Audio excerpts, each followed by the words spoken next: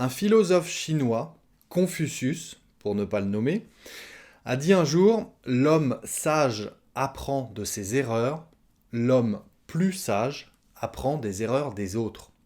Je trouve cette citation parfaitement adaptée à l'apprentissage d'une langue étrangère.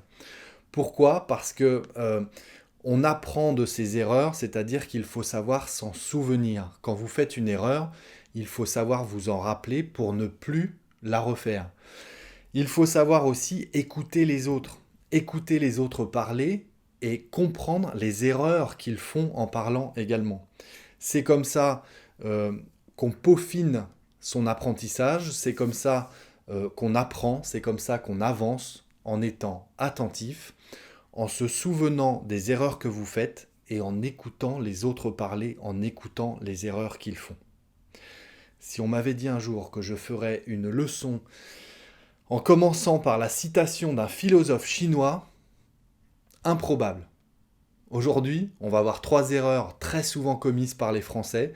On est dans la série des erreurs à ne plus commettre en français. Ces leçons qui peuvent également intéresser vos chéris français ou françaises ou vos amis francophones, donc n'hésitez pas à partager cette vidéo. On va en voir 3 aujourd'hui, alors on se concentre et on revient juste après ça.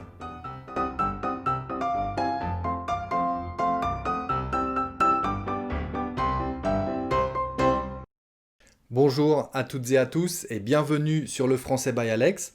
Si on ne se connaît pas encore, je m'appelle Alex. J'ai créé cette chaîne pour vous aider à avoir l'air français en parlant, pour vous apprendre des petites astuces pour ne plus faire d'erreurs en français, pour mieux parler français. Tout ça, ça se passe sur la chaîne. Allez voir un petit peu les playlists pour découvrir le genre de leçons que je vous propose. Si vous n'êtes pas encore abonné, pensez à le faire. Et puis un petit pouce à la fin de la leçon, en haut ou en bas, pour me dire si la leçon vous a plu. Et un petit commentaire, vous le savez, ça me fait toujours très plaisir de vous lire et de vous répondre. Aujourd'hui, comme je vous le disais en introduction, je vous propose une nouvelle leçon qui va s'ajouter dans la playlist « Erreurs à ne plus faire en français ». Cette playlist qui intéresse beaucoup les francophones également. Donc je vous le disais, n'hésitez pas à la regarder avec vos amis français ou françaises ou francophones, vos chéris, ou à partager cette leçon.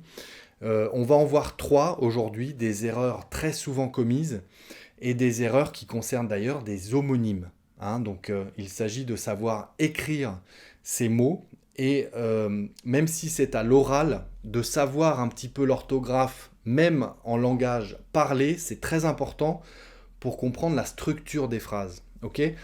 Je vais vous montrer ces 3 exemples, vous allez tout de suite comprendre de quoi je veux parler. Le premier exemple concerne les 2 mots censé et censé. Une première phrase, tu étais censé arriver à 3 heures cet après-midi, je t'ai attendu. Tu étais censé arriver à 3 heures cet après-midi, je t'ai attendu. Censé, est-ce qu'on l'écrit avec un C au début du mot ou avec un S ?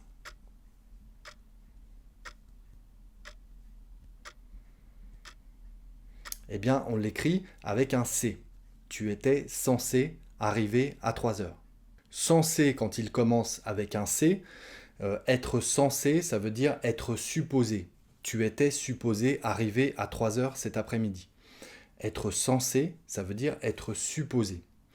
La petite astuce, je vais vous l'expliquer avec le second mot, censé qui commence avec un S. Je vais utiliser la phrase suivante. Malgré la maladie, je trouve qu'il avait un discours tout à fait sensé. Malgré la maladie, je trouve qu'il avait un discours tout à fait sensé. Sensé, qui s'écrit donc ici avec un S au début, ça veut dire qu'il a du sens. Et vous pouvez le voir, c'est la même racine du mot. La racine du mot, c'est un mot sans ses préfixes et sans ses suffixes. Donc tout ce qu'il peut y avoir avant, on l'enlève. Tout ce qu'il peut y avoir après, à la fin du mot, on l'enlève. Et on a la racine du mot. La racine du mot censé, c'est sens. Quelque chose qui a du sens. D'accord ? Ça veut dire un discours tout à fait sensé, c'est un discours qui a du sens. D'accord ? Donc très souvent, quand on doit réfléchir à l'orthographe d'un mot, on va essayer de chercher la racine de ce mot. On enlève tous les préfixes possibles qu'il peut y avoir au début du mot, on enlève tous les suffixes possibles pour obtenir la racine du mot et essayer de comprendre son sens dans la phrase. Ok ? Malgré la maladie, je trouve qu'il a un discours tout à fait sensé. Sensé, ça veut dire qui a du sens. Un discours qui a du sens. D'accord ? Notre deuxième erreur à ne plus faire en français. Accro et accro. Le premier avec un C à la fin et le deuxième sans C. Un premier exemple, très simple, qui concerne beaucoup de gens, beaucoup d'entre nous, j'en fais partie. Je suis complètement accro au chocolat. Je suis complètement accro au chocolat. Accro, est-ce que ça s'écrit avec un C à la fin ou pas ?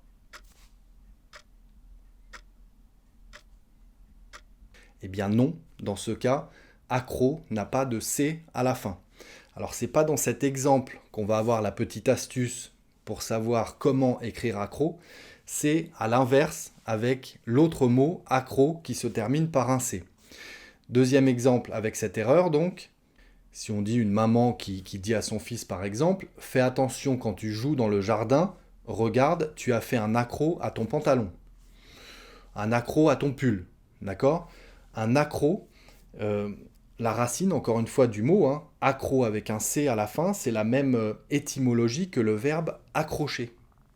Accrocher, c'est-à-dire qu'on prend accro, on rajoute H, ER à la fin, pardon, accrocher, et on obtient le verbe.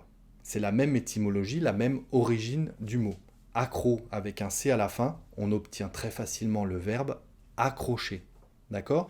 Donc on imagine le pull qui s'accroche sur la barrière, par exemple, qui s'accroche sur un fil métallique ou des choses comme ça. Ça fait un accro, hein, sur le pantalon, sur le pull, etc. Un accro. Accro, accrocher. On peut très facilement former le verbe à partir du nom. Donc, on obtient le sens du mot et donc l'orthographe pour cette phrase. Okay ? Accro au chocolat, donc pas de C. Un accro sur un vêtement, c'est voilà, comme un crochet, accroché. C'est voilà, une trace de déchirure en fait. Hein. On accroche un vêtement, on laisse un accro. Ok ?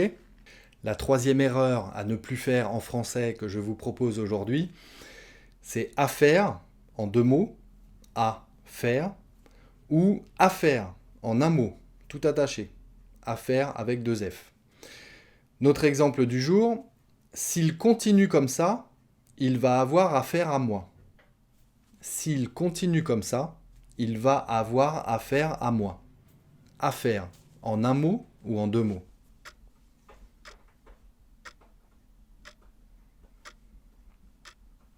Eh bien dans ce cas, affaire, c'est en un mot. Et beaucoup de gens, même français, font la faute. Hein. Attention, hein. C'est en un mot, tout attaché. Il va avoir affaire à moi.